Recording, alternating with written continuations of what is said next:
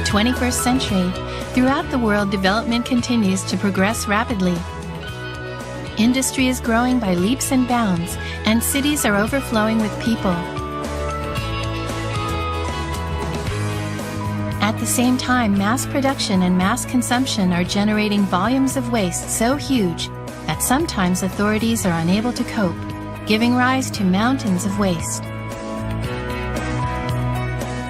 In many cases, the inappropriate management of waste results in water contamination and other forms of pollution.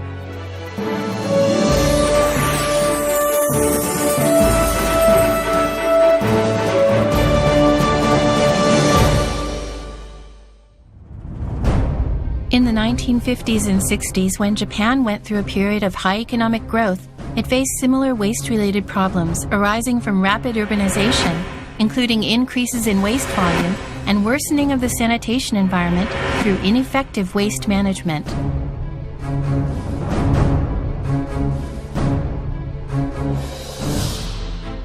In response, the government revised and enacted various laws relating to management and disposal of waste, and undertook measures such as the construction of disposal facilities and the development of technology. While progress was made in the sanitary disposal of waste, the amount of waste generated continued to grow, making it difficult to secure adequate disposal facilities and to handle disposal volumes. In an effort to improve this situation, since the 1990s, recycling laws have been employed.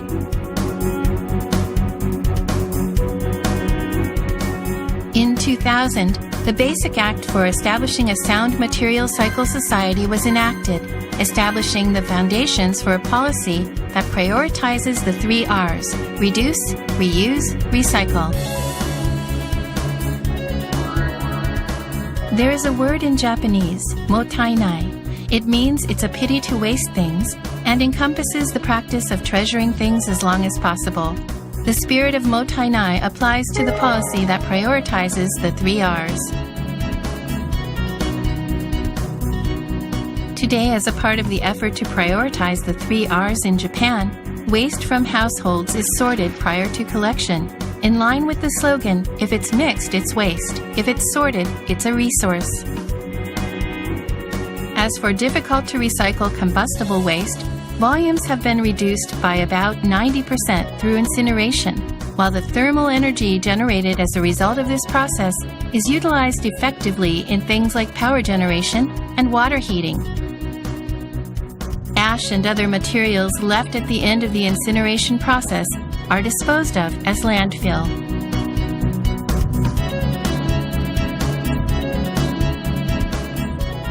Today, Japan's waste management and recycling technologies and systems are among the most advanced in the world. Let's take a closer look at some of these technologies and systems. This is a waste incineration facility built and operated in one of Tokyo's busiest shopping and entertainment areas, Ikebukuro.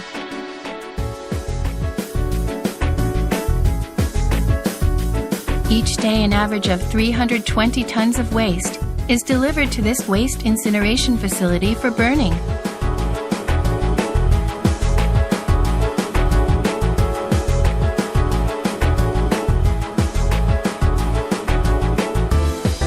The reason that a waste incineration facility such as this exists in such a densely populated area is due to the application of advanced incineration technologies and systems that meet Japan's strict anti-pollution regulations, which have been approved by local residents.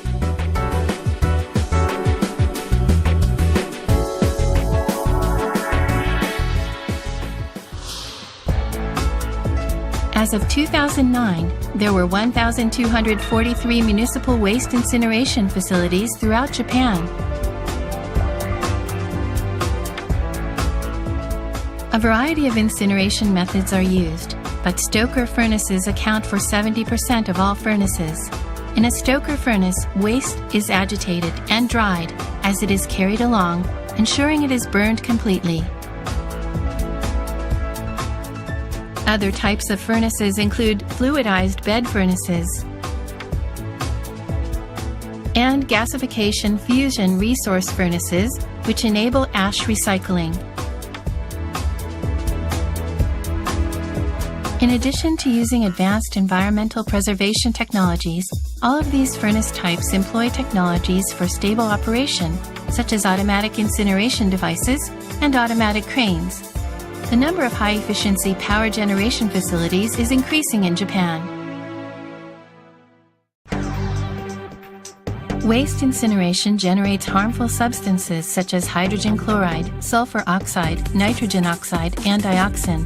In Japan, solving dioxin pollution became an urgent issue with respect to waste incineration, and an enormous amount of research was conducted by both private and public sectors.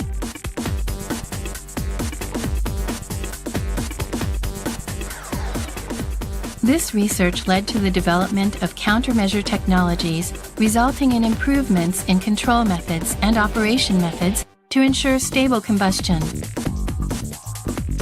One example of this is the introduction of complete combustion technology, which reduces dioxin emissions to virtually zero. Another example is the introduction of exhaust gas cooling technology, which prevents the resynthesis of dioxin.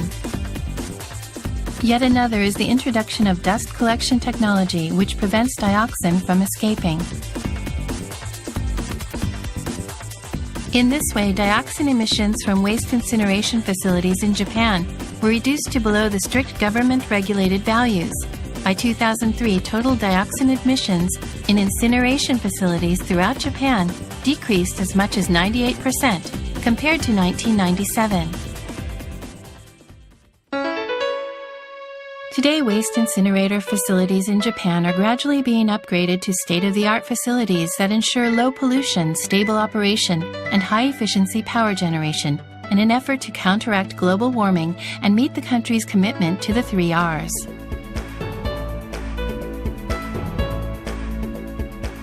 Improvements in electricity generation efficiency not only enable such facilities to meet their own electricity supply needs, they also provide a source of income by enabling them to sell surplus electricity to power companies.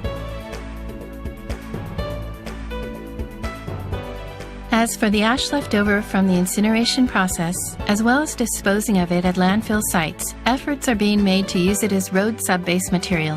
One example is by melting ash at high temperatures and turning it into non-toxic artificial aggregate.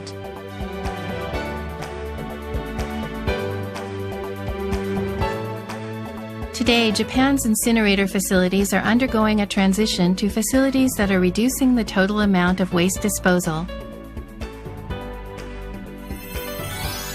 These facilities are also safe and secure and able to recycle ashes and generate electricity, adding to the many merits of Japan's waste incineration technology.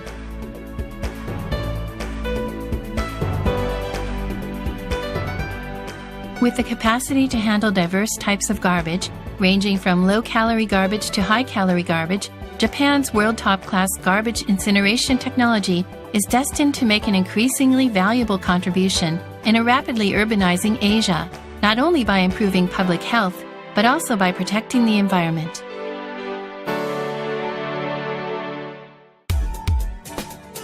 Another problem related to waste management is disposing of home appliances.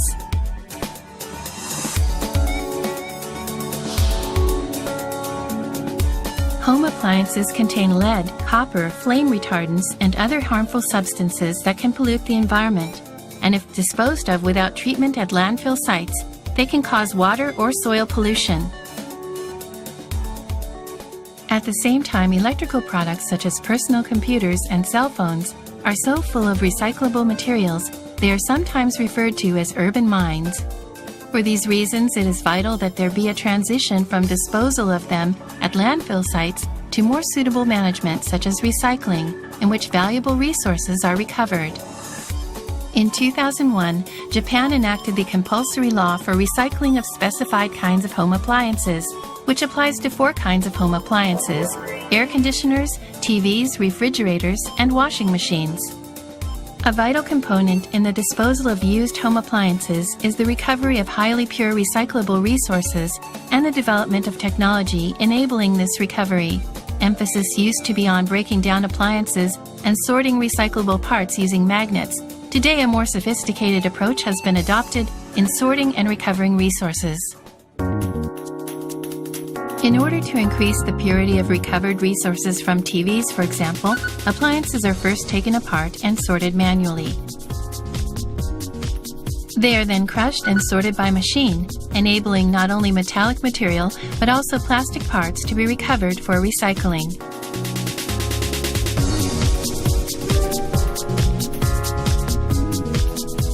Refrigerators and air conditioners contain chlorofluorocarbons that damage the Earth's ozone layer, so the utmost care is taken to protect the environment through effective waste management such as recovering liquid chlorofluorocarbon and chlorofluorocarbon in insulating materials. These and other advances in home appliance recycling technologies have made the efficient recovery of valuable resources possible. Among those Japanese companies that possess advanced recycling technologies, there are some that have already expanded overseas.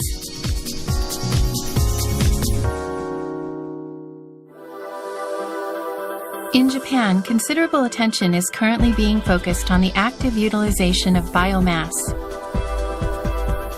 There are difficult problems associated with the management of waste with high moisture content and biomass, such as food production waste, as well as household kitchen waste, barn animal manure, and sludge. Such waste generates methane gas and hydrogen sulfide when buried without treatment, causing environmental pollution. Incineration of such waste requires submaterials to assist with incineration. More and more companies and municipalities are seeking to actively utilize biomass by turning it into feed or fertilizer, or are using it for methane fermentation. In Hita City, Oita Prefecture, an operator commissioned by pig farms collects hog manure, kitchen waste from homes and businesses, and sludge from an effluent treatment facility and transports it to a fermentation facility. This kitchen waste, hog manure, and sludge is used to generate electricity and to manufacture fertilizer, including liquid fertilizer and compost. In Japan, where tempura and other deep-fried foods are an important part of the food culture, there are cities that have developed edible oil waste recovery systems for the conversion of waste oil into fuel for city-operated buses and garbage trucks. Among Japanese municipalities, there are those that use biogas derived from sewage sludge, collected at sewage treatment plants, not only to generate electricity at treatment facilities, but also as fuel for city-operated buses. In Asia, where biomass makes up a large portion of the total waste volume, Japanese technology is used in generating power from bark and wood debris to meet local electricity demands.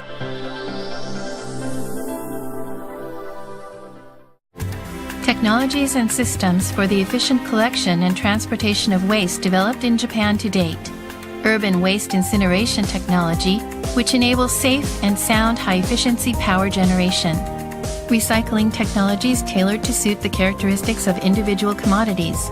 And landfill disposal technology that enables stabilization of waste in a short time.